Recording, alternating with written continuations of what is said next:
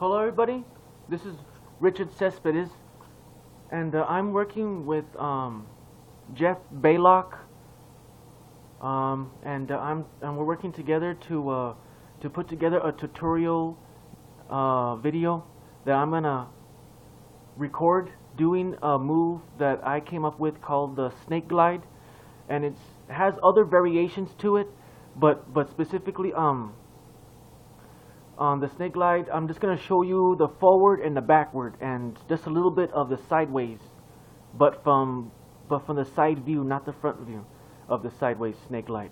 And recently, by just practicing and doing the moves, I just found out right now that the forward snake glide looks good, but the backward snake glide in front view, watching me going back in front view, the viewer watching me going back, is more looks a little bit more impressive. The backward snake glide, when done right, looks a little bit more impressive. And what I'm going to do is, like I said, Jeff Baylock and I are going to work together to put this video together. And he's going to narrate at certain areas of the video and talk about what, I guess, give his comments about the move and things like that, and his points of views on certain areas. But I want to specifically say that the move has been. I'm going to show a much more simpler but refined move, snake glide, from the previous original snake glide. The original snake glide had the back foot had most of the weight, and the back foot mostly did most of the movement of the body, moving you across the floor, while the front foot, mostly just kind of swayed, kind of mindlessly, kind of swaying back and forth, not really going nowhere. But now the snake glide is a simple refinement. Now the snake actually, when this goes this way, this follows. This goes this way, it follows. Just like the sea walk. When the foot goes here, the foot goes there. The foot goes here, it goes there. So it's kind of like the sea walk, like that. But instead, the feet are connected from heel to toe, and wherever this foot goes this way, this one follows. It goes this way, it goes this way. But they work together to perpetuate the person forward across the floor, or backward, or backward. This is kind of like a little bit hard, but going back. But it looks more impressive. And instead of just the back foot doing most of the work, going backward, both feet, actually, you can apply both appropriate amounts of weight to have the snake glide be connected to the floor, so it be more of a flowing kind of thing. So snake glide, when going back, instead of the back foot doing the work, because when you're going forward, you could have weight on the front foot. When you're going forward, you could have weight on the front foot going forward, but you don't have to. It depends if you enjoy doing the move, and if you're a good glider, you will make the move look awesome. It's just like how I don't want to make any references, but Bill Bailey pioneered the moonwalk, and Michael Jackson made it awesome. Like Bill Bailey pioneered the moonwalk, the buzz, but Michael Jackson made it awesome. So I'm pretty sure there's someone out there, hopefully someone will like the move enough that will make the move look even more awesome with the appropriate shoes and the floor. So what I'm going to do is I'm going to show you the forward snake glide right now. So right now, you're going to have the back foot kind of perpetuating you a little bit. The back foot's going to have the weight, and it's going to be pushing you along, nudging you along. So this is your foot right here, and you put your front foot like this, and they're both be connected. They're not supposed to have a gap between them. They're supposed to be always connected. And the back foot is going to be the one that's going to kind of be pushing you forward, pushing this foot kind of forward. So it's going to be kind of nudging like this. That's what the back foot's going to be doing. Now you can apply weight to both feet if you want. You could apply both ways, but you don't have to. But it does help the move look a little bit better. But you have to distribute your weights appropriately to make it look very fluid and very nice. And it takes a talented person to make a move look good. And even though I pioneered the snake glide, it's a little bit difficult for me to do it a little bit. But I know there might be someone out there that can make the snake glide look awesome. So what we're going to do is we're going to have this foot be like this. You put the head of the snake, the tail of the snake, you put it right here. And what you do is that you turn the snake head this way. And then this follows like that. And then you turn it this way, and then this follows like that. The floor is very slippery, but just like that. You turn it, and you turn it this way. Simple. Just practice. What you want to do is you want to practice stationary. Don't move nowhere. Just practice moving your foot straight like this. Turn it, then follow. The back foot follows. Like that. Like that. And just practice balance and everything. And then when you get better, you're going to want to progress in any direction. You can progress forward. So we're going to progress forward. And you're going to move the head this way. And what the foot does, that not only is it just going to turn, but it's also going to push you along. So it's kind of like you put the foot and you kind of nudge the foot forward. So it's a little bit hard to describe, but I'll just show you.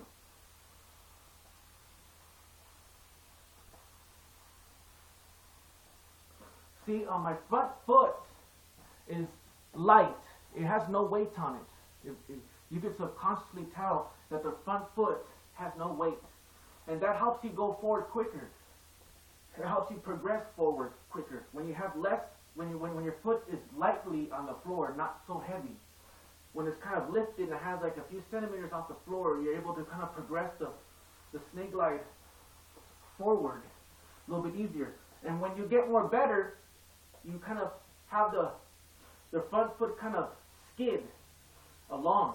But how you progress forward is you kind of have to use both feet to kind of progress. You kind of you're kind of nudging both feet forward. You kind of like throw your weight into the move, and as you turn, you kind of push like that. So both feet are actually kind of like pushing you kind of like a little bit. And the back foot kind of pushes the front foot forward. And the front foot kind of nudges also too. But the back foot's doing most of the work. So you have your front foot like this, and you have it lightly off the floor, just lightly up there. And you have to build momentum in order for it to work, to go forward. So you start off like this, you kind of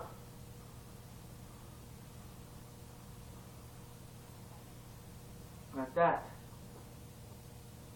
So the back foot is going to basically nudge the front foot forward, and the front foot is going to basically kind of just go along with it. You can tell, look, like this, and then what I also forgot is that you have to, when you're in this position like this is when the foot really pushes you forward. The back foot is going to push the front foot like this. The back foot is going to push the front foot like this. So you push the foot like this, you turn it. So these are the steps. What you're going to do is you're going to put the front foot forward, turn it this way, turn this, and then you turn the head this way. The back foot is going to nudge it with the tip. It's going to nudge this forward like that, like giving it like a kick. So it's going to be like this. Nudge it, turn, forward. Then you turn it, and then again, this tip of the shoe is going to nudge the thing forward. Both of them are going to be nudged together, pushing it like that. So again, you put like this, you turn the head, turn the tail, turn the head 45 degrees, then you nudge with the back foot, the front foot forward, like that. then you turn it again, then you nudge it forward again. Then you turn 45 degrees, then with the tip of the shoe, you push the heel of the foot to progress it forward, like that. Then you turn it again, and then use the tip of the back foot, the whole entire foot, to push and progress the shoe forward. And you're progressing forward, and that's how you progress. So you have it, you're in your default position. You turn the head, you turn this, and you push. You push this. When they're like this, you turn the head of the shoe, and this is going to be pushed by this, is going to push this forward like this. Then you turn it, and again, you turn it, and again, and it's more easier to have the foot be completely behind. You turn it, the tail turns, and when you turn the shoe this way, make sure that the heel is right here so that it can have enough of area to push. The back foot can have enough area to push. So it'll be like this. The heel has to be connected to the side of the front of the back foot, so that the back foot can have enough area to shove you forward. So that's what you want to do. You have it like this. You turn it. You turn the back foot, but don't lift the back foot. At all times, try to keep the back foot as flat. At all times, keep it flat on the floor. All times, progression forward or backwards. And that's what you do.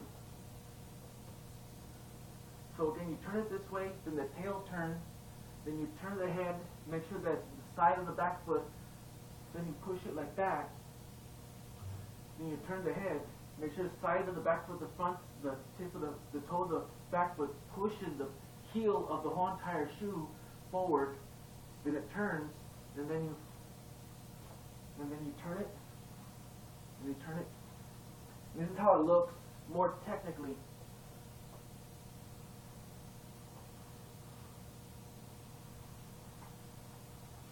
Okay.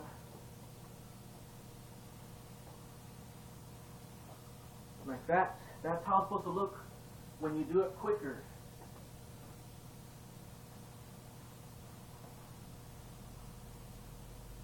And if you're very good, you can make it more quicker, more faster.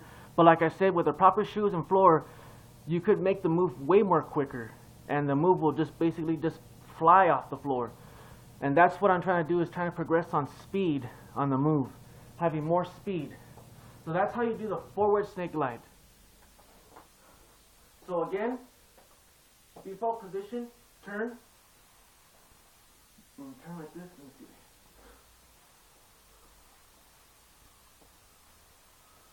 So it's kind of like that.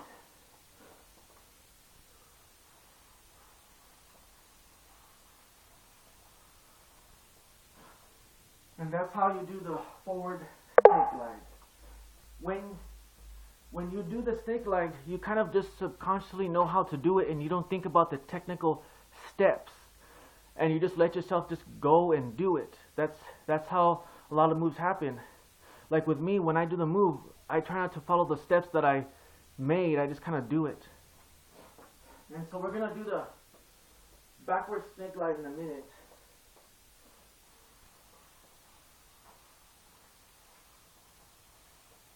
And see, my front foot is light.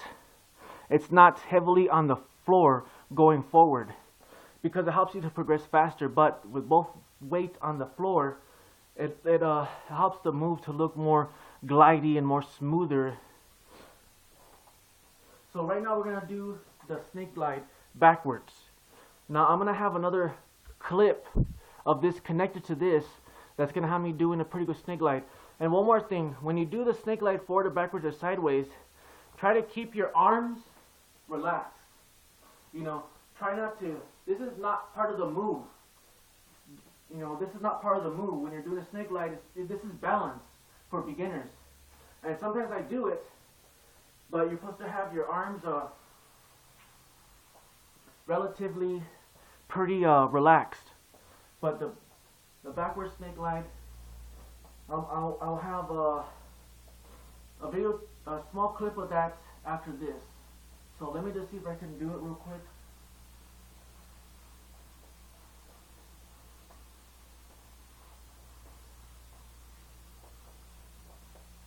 And that's the backwards snake glide.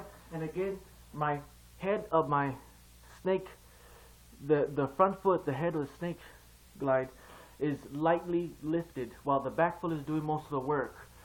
But I recommend practicing putting both weight of the front and back foot together to make the floor, to make the move more glidable and more connected to the floor. With the proper shoes and floor, it'll work.